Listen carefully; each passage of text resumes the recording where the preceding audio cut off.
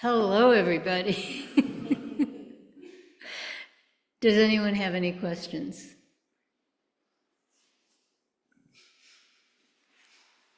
Oh, yes. Okay.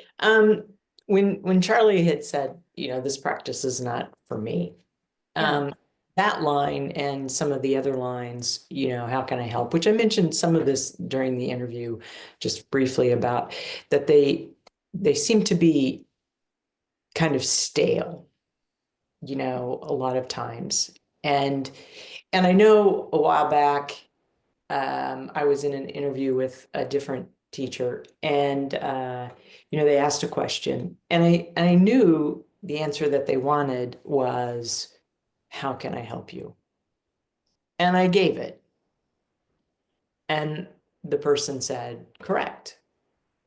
And I would have preferred to miss it. I mean, it just seems so disingenuous. Yeah. So, And so with those phrases that we repeat over and over. And I know that's part of the legacy of the school, because those were the phrases taught. But how do you keep them, and especially in the interview room, when that's what you're supposed to say, when that's what you're supposed to say, but it just seems cheap. I don't know. What's your response? yeah. So, first of all, Zen is not like bread. When bread goes stale, it stays stale. Well, actually, are there ways to make bread not stale, like stale bread, like if you put it in the microwave or something? Pardon? Steam it. So, okay, Zen is like bread. If it goes stale, you put it in the steamer. And what's the steamer? The steamer is right here. Okay, that's the steamer. So never, never, never, never in the interview room be anything less than 100% genuine. Never. If you know that somebody expects a certain answer and you don't believe that answer, if you have attained the meaning of that thing, whatever it is, then you can find your own way of saying it that is fresh and alive.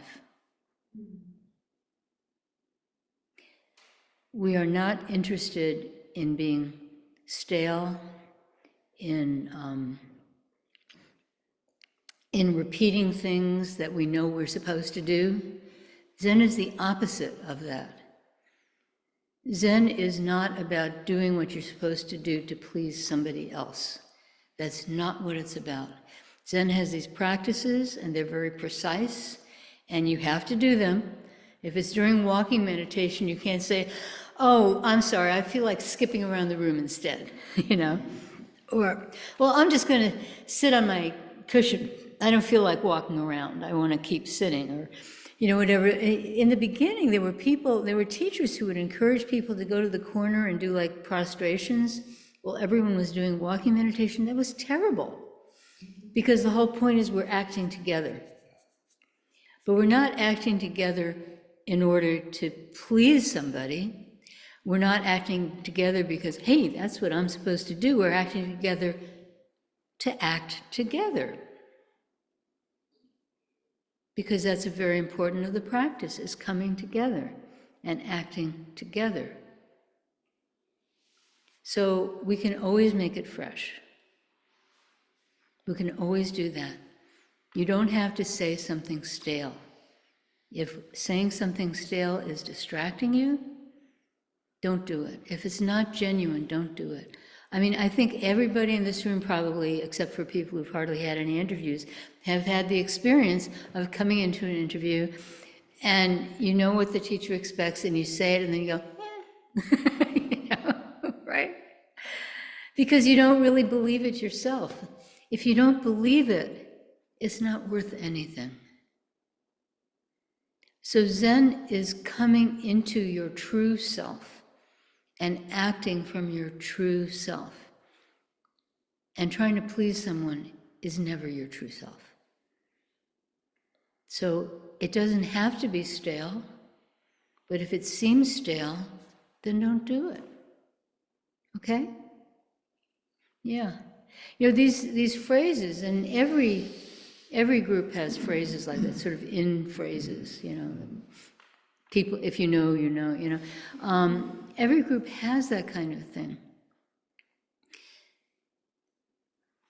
But they're there because basically they're really not stale.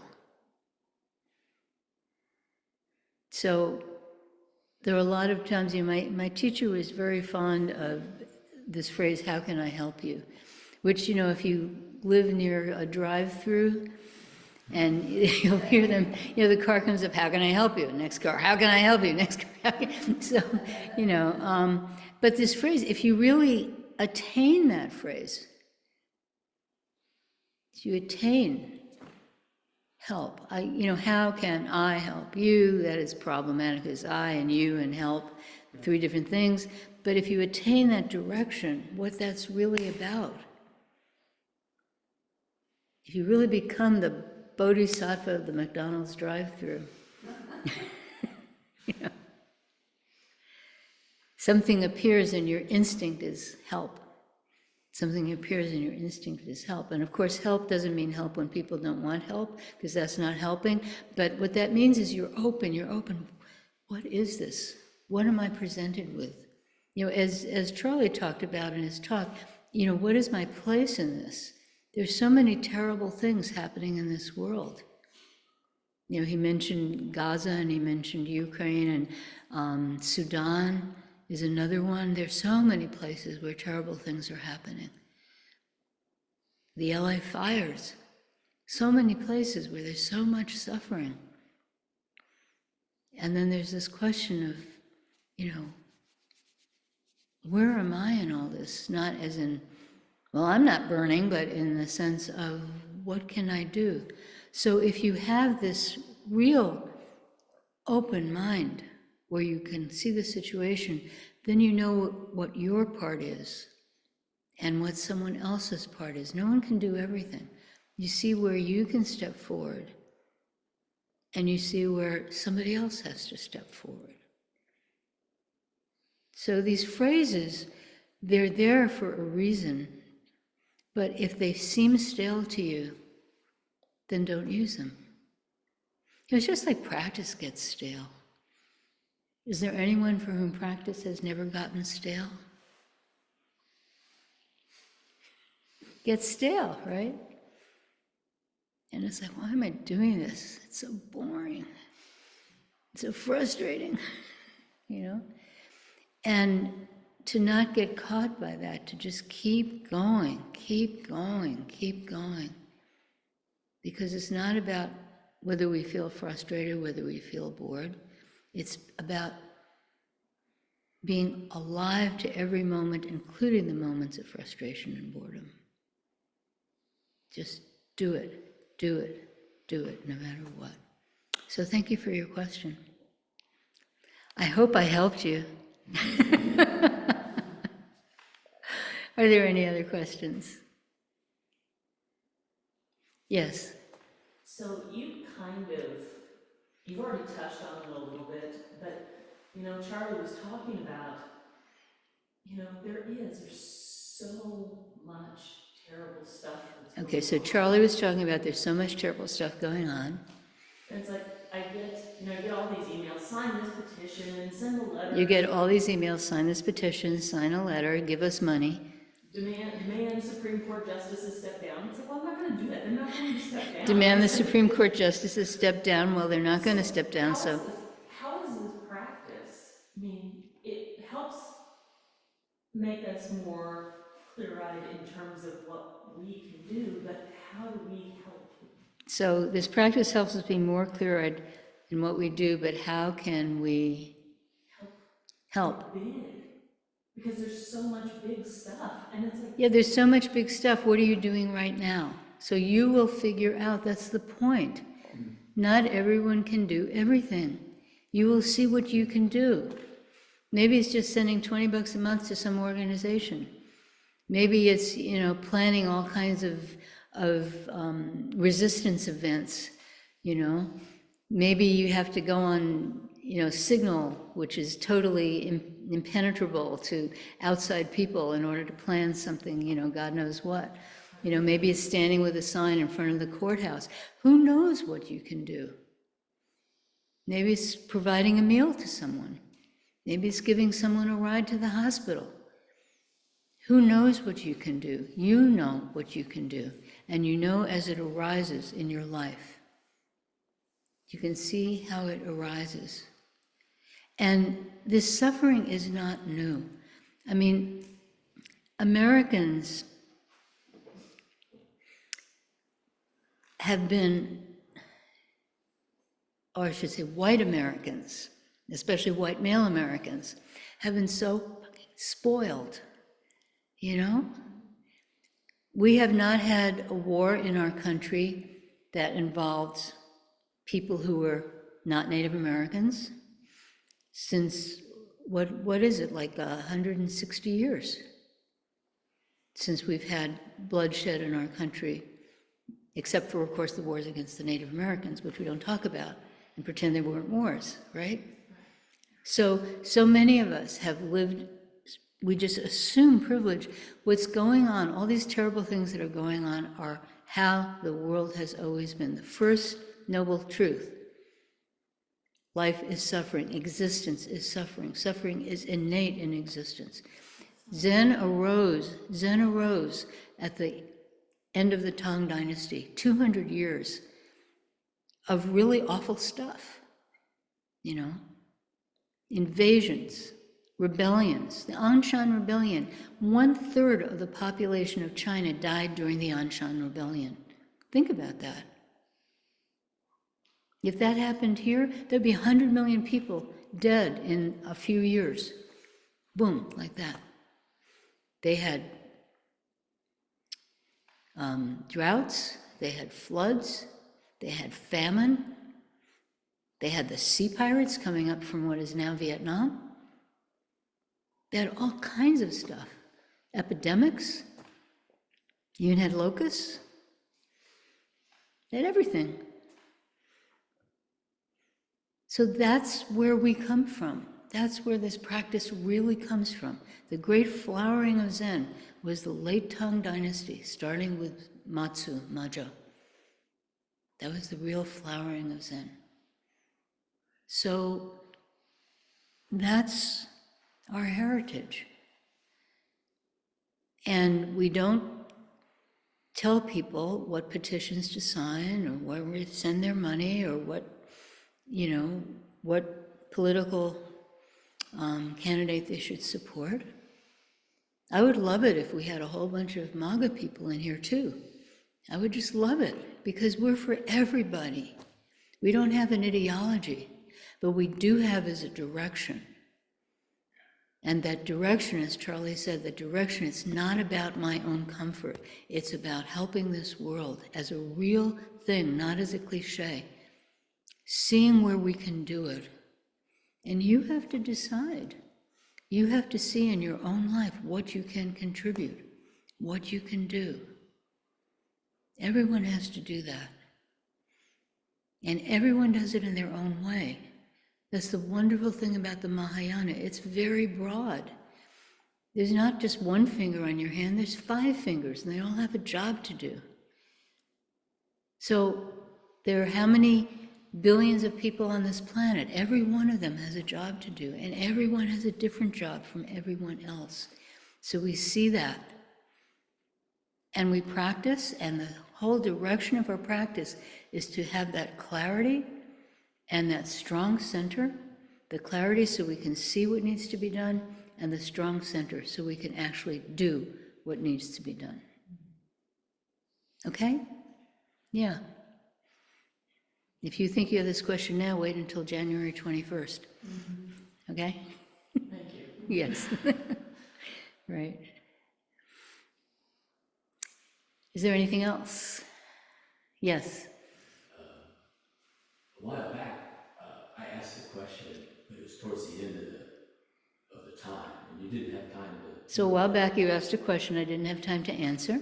So I think I'd like Ask it again. So you ask it again. What is it to trust in mind? What is it to trust in mind?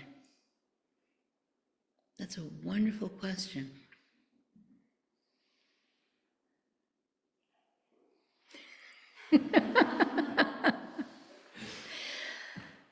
I don't want to get all like intellectual, everything like that.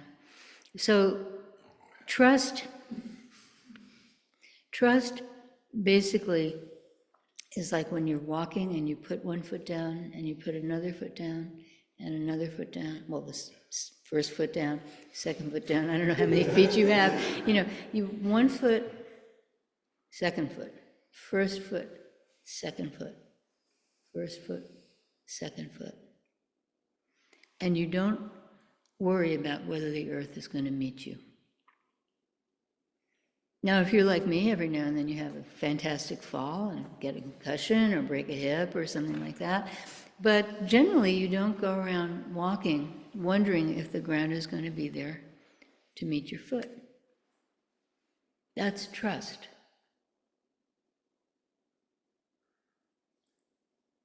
Trust in mind. What is mind? It's not trust in thinking. I can tell you that. It's not trust in this that keeps going by and we keep, oh, look at that, look at that, look at that. And then it captures us, and there we are. That's not trust in mind. That's misplaced belief in thinking. In Buddhism, in Buddhist perceptual psychology, the mind does not produce thoughts, the mind perceives thoughts. So these thoughts that are going by, they're like a bunch of flies or ants or something, just ants crawling on the floor, flies going by, whiz, whiz, whiz, whiz, You don't have to attach to them. But what is this mind? So there's a line in the Avatamsaka Sutra, which also appears, actually it's 3 lines, which also appears in a morning bell chant. If you wish to understand all Buddhas of past, present, and future, you should understand that the universe is created by mind alone. That mind. And it doesn't belong to you, and it doesn't sit in your skull. That mind, that universal mind, that's the mind you trust. Okay? Thank you. Are there any other questions?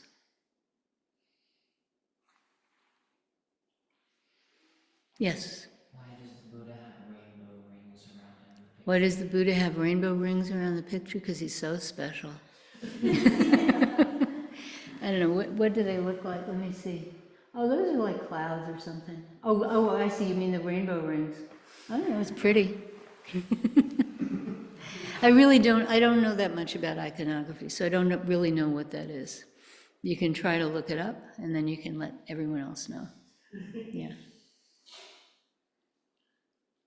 Is there a relation between trusting and checking?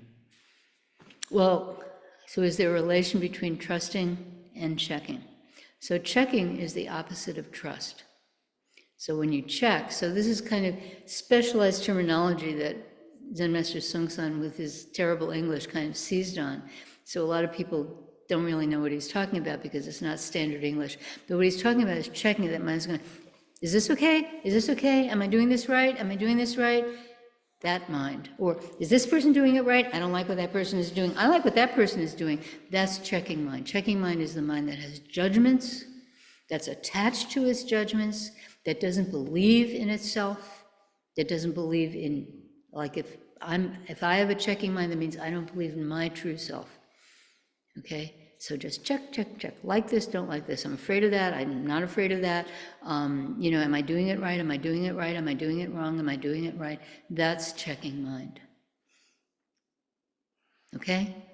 And that is the opposite of trust. I mean, how could you walk if every time you picked up, well, can I pick up my foot? If I pick up my foot, maybe I'll fall down, and what if I put it down and there's something sharp underneath? You would never get anywhere. You just stand still, right? So that's what checking mind does. We can't go anywhere. We just get stuck inside our, little, we say we say get stuck inside our heads, that's a cliche, but, we get stuck. We just get so totally stuck and we can't move. So that's checking mind. Trusting mind lets us go forward. Okay? Is there a danger that you totally get rid of your checking mind? Is there a danger that you get totally rid of your checking mind and then you end up in a dark place? and then you end up in a dark place? So checking mind will lead you to a dark place. Looking at something and saying, oh, what's this? And then realizing, oh, don't go there, there's a tiger. That's not checking mind. That's just paying attention. Checking mind is the thing with the value judgments. Checking mind is the thing that doesn't actually see what's there. It only gets trapped in its idea of how things should be. So if you don't like the way someone is doing something in the Dharma room, and you say, oh, that's all wrong, that's checking mind. But if you see, oh, this person could use some help, maybe later I can show them how to do it. That's not checking mind. Okay? Make sense? You see the difference? Okay. Are there any other questions? Yes, Lee.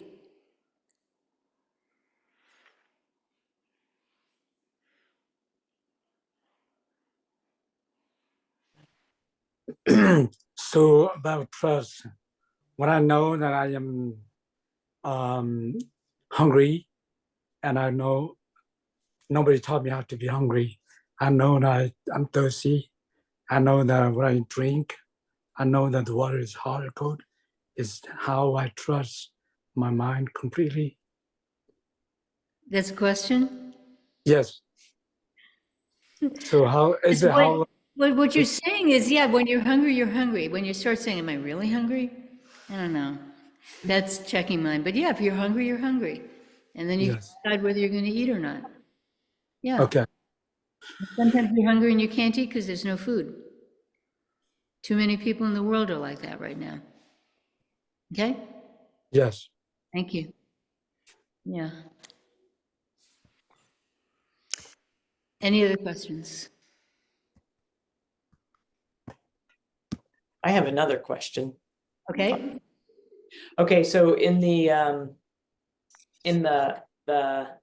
temple rules on 7, when it starts the poem at the end, in the great work of life and death, time will not wait for you. Wait for you. If you die tomorrow, what kind of body will you get? What are we talking there? Dharma candy.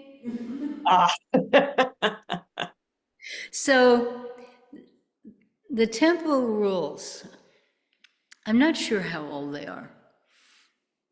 At least 100 years old, at least 120 years old, maybe 150, maybe 200, maybe 300. I'm not sure exactly. The version we have comes from Kyung-ho in the late 19th, early 20th century. That's the version we have comes from there. But I don't know what his, I'm assuming he got this from, maybe he was putting things together, but the temple rules in some sense are very old, even if they aren't old as a one document. They all come from very old stuff. And they come out of East Asia, and East Asia, Northeast Asia, Southeast Asia, South Asia, all of Asia. There's this big belief in rebirth. It's just big in the culture. So it comes out of that culture. So out of that culture, you say, you want people to practice, right? Well, what kind of body will you get? And if you're in a culture in which rebirth is part of the culture, then that's a big question for you. Oh, what kind of body will I get? If you come in a culture where there's no rebirth or no belief in rebirth, who knows if there's rebirth? But if there's no belief, if you don't believe in rebirth, then it's like, But it's like, telling a kid, if you're not good, Santa Claus won't bring you presents. It's kind of like that. And it's kind of not like that because the people who put that together did believe in rebirth, whereas people generally over the age of 10 don't believe in Santa Claus, right? But it has a kind of similar thing. And then there's another way to look at it, which is we're reborn every second. Every minute we're changing. You are no longer the person you were 1 minute ago, 5 minutes ago, 10 minutes ago, definitely not 10 years ago, definitely not 20 years ago, definitely not 30 years ago, right? So you can look at it that way. At every moment, who are you? What are you becoming in every moment? So it becomes like a metaphor that anyone can connect with. And then is not this of great importance? Hurry up, hurry, right? Yeah, we all have to hurry up, which doesn't mean rushing around like crazy. It means like, wake up, wake up, wake up right now. Just wake up. Stop sleeping, wake up. What are you waiting for? Wake up. That's what it's talking about. Okay? Thank you. Are there any other questions? Yes. What are the books you have here on the Oh, the books, they're just to make things higher so that people, what are they? I don't know, someone read the titles. Buddhist National Treasures of Korea. Buddhist National Treasures of Korea. It's a coffee, literally 2 coffee table books. That's what it is. It's literally supposed to, you open it up and you see these wonderful things from Korea. And there are, Korean Buddhist art is fantastic. It's not well known in this country, but it's really wonderful. It comes a lot from the Chinese, but there's also indigenous Korean stuff in there. And it's wonderful. So sometime have a look in this and you'll see what it is. But it's basically functional so that, people don't see this. So I don't have to hold it.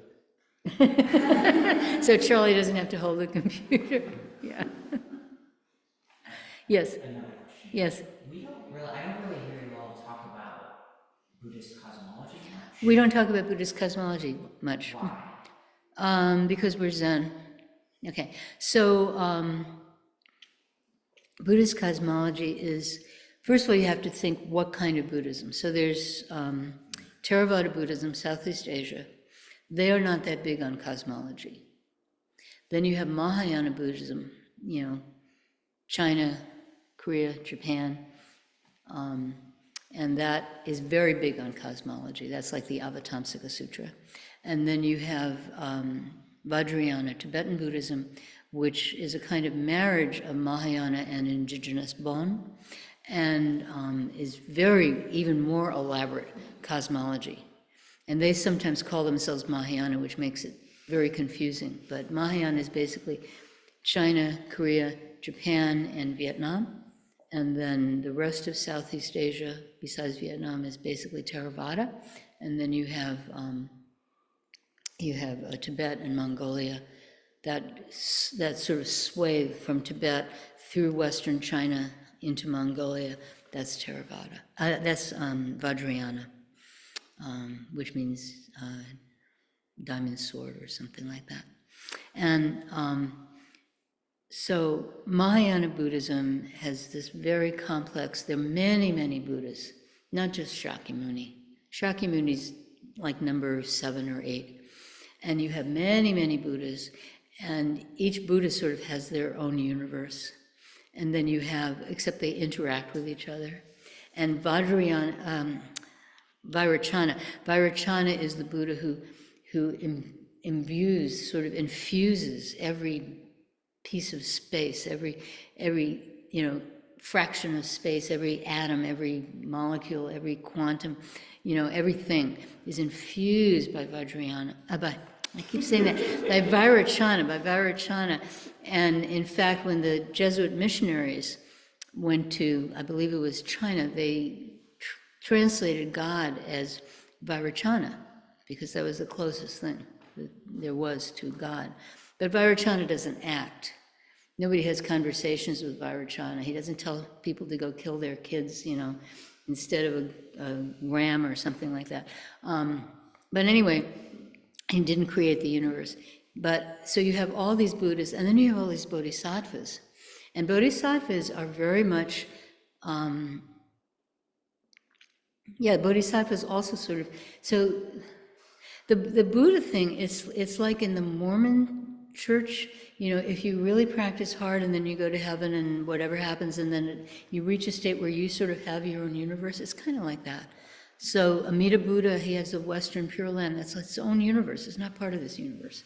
And if you're lucky when you die, you go to the Western Pure Land. And why is that lucky? Not because you have all kinds of wonderful food and drink and beautiful clothes and everything like that. It's because you can really practice hard in the Western Pure Land. So that's why it's such a great place, because nothing stops you from practice. So you have the very complex sort of cosmogony of sort of multi-worlds, many worlds, sort of a multiverse. And then you have all these different beings. So you have bodhisattvas, and then you have like the temple guardians, the asuras, the guys with the swords, their anger is like righteous anger. They're out to help, and you have all the night goddesses and the night gods, and you have the nagas who live under the sea, and body of a human, and the rest of them is a fish, human from the waist up, and I'm sorry, dragon from the, so they're not like mermen and mermaids, because they're fish, they're dragons. And the Heart Sutra, all the Prajnaparamita sutras came from the Nagas. The Nagas were protecting them until Nagarjuna, which means Naga man. Nagarjuna went down and got them they said, oh, you're great, you're wonderful, we'll give them to you, and you can, distribute them. So you have all this complicated multiverse. That movie, Everything Everywhere All at Once, that is infused with Mahayana cosmology. It's just, I was watching it, and I was like, oh my God, this is like the Avatamsaka Sutra taking place, what was it, a laundromat that the family owned or something like that? If the Avatamsaka Sutra took place in a laundromat, that's what it would be. So it's very complicated. It's extremely complicated. But it's also, it's not taken seriously as physics or anything. It's all kind of, it just opens you up. It opens you up. This universe is not limited to this planet. This universe is not limited to whatever is around you. This universe is vast and wide, far vaster and wider than you could ever imagine it. And to me, the purpose of that cosmogony is not to explain things, but is to open our minds to this vastness of the universe and the narrowness of the stories that we tell ourselves, and the narrowness of the way we categorize things and put things together. It just becomes vast. Everything becomes vast. And your mind just, whoa, what, it's not limited. So that's the function of the Mahayana cosmogony, is not to explain things, but to open everyone's minds. That's the point of it. And yeah, you can Google Mahayana cosmogony and see what comes up, and go to Wikipedia. Wikipedia is actually very good on Buddhist stuff. Follow the links and go down the rabbit hole. You can do that. But the main thing is this vastness, just the vastness of it. There's a koan, this world is vast and wide. Why do you put on the sevenfold robe? The sevenfold robe for us is, the kasa. And in other traditions, it's something else. But this world is vast and wide. Why do you put on the sevenfold robe? This the flip, like your question is, this world is suffering. What can practice do for that? And this is the flip of that. This world is vast and wide and wonderful. Why do you practice? So yeah, thank you for your question. Yeah. It took me a long time to start liking Mahayana cosmogony. I just thought it was too complicated. Yeah, and I want to say something. This has to do, someone asked me this the other day. You know, reading if you're practicing Buddhism, reading is something you should only do if it resonates. Right? If it resonates. If it encourages your practice, anything that encourages your practice, read it. But if it doesn't encourage your practice, don't read it. Even if someone tells you, this is the most important sutra in the world, if you open it and you go, I don't get it, then don't read it. It's not to waste your time, because it's probably wonderful. But it's wonderful, like, you know, there's a lot of wonderful rap music, but I don't understand rap music, so I can't appreciate it, you know? So it's just, this world is vast and wide. And sometimes people can hear something and they can't hear something else, and then it flips. You know, I practiced for about 15 years before I could actually open a sutra and read it and go, oh, okay. Not, okay, I understand it, but like, oh. And it encourages me to practice. And it's not, you know, sitting around here, have my thoughts run around chasing each other. So yeah, read what speaks to you. And if it doesn't speak to you, don't read it, no matter how important someone tells you it is. Because you can't hear it. So why pay attention to it? It'll just go up here, or it'll just make you feel inadequate or whatever. It doesn't matter. So the important thing about all the sutras, as far as Zen is concerned, all the sutras, all the commentaries on the sutras, all these things, do they encourage your practice? That's why we have so many koans about these sutra monks who are flipped over by some old woman in a tea house. Actually, it never says she's old. Everyone thinks she's old. Maybe she's 30 years old. I don't know.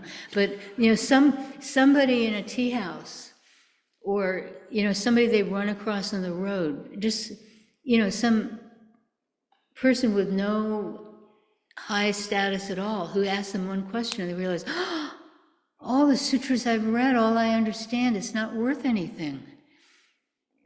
And then, you know, they burn the sutras or something, right? I actually had an experience like that. When I first started practicing, and I started practice at Cambridge Zen Center, and, you know, Zen Master Songsan would come like once a month. So I've been practicing for like 3 weeks, and then finally he was coming, and I was really excited. I was going to sit a retreat and attain enlightenment and become a Zen Master in one weekend. And anyway, so you know, he's answering questions, you know, like this style, you know, a senior student gives a talk and then he answers questions, and nothing he said made sense. Nothing. And I sat there with my PhD and my professorship and, you know, my life of finishing, like, you know, 2-hour, you know, the mass test you took, like the SAT and stuff, and you'd have 2 hours, and I'd finish in 15 minutes, and I'd be 99.9 percentile. You know, that's who I was. I couldn't do that anymore, thank God. But, you know, I mean, I came from this thing where I knew everything, I understood everything, you know, and all of a sudden, I just didn't get it. And it just flipped me out for like about 2 weeks. I was just going around like, I don't know anything. You know, and I should have had faith in that, but I didn't. You know, I don't know anything. I don't know anything.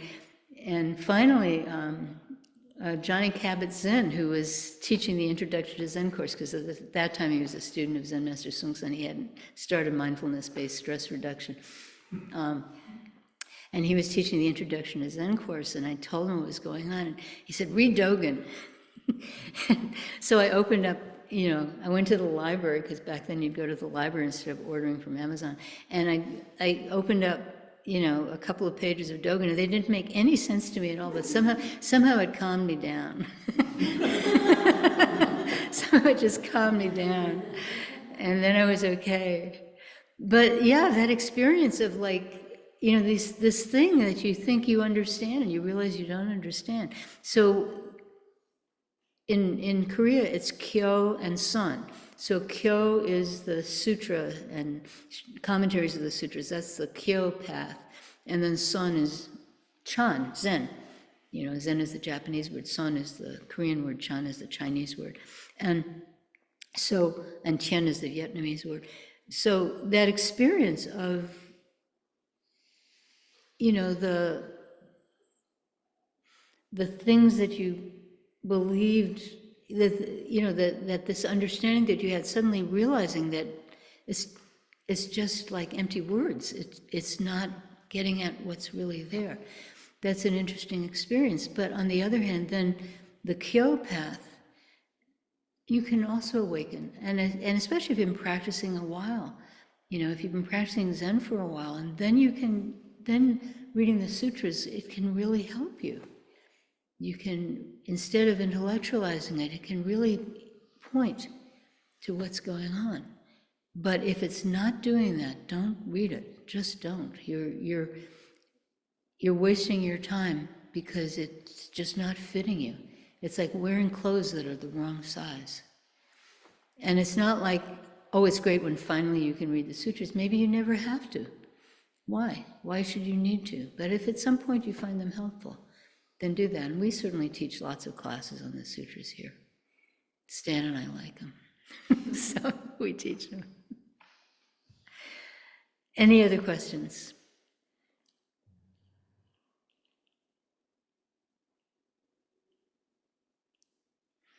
Okay, so let's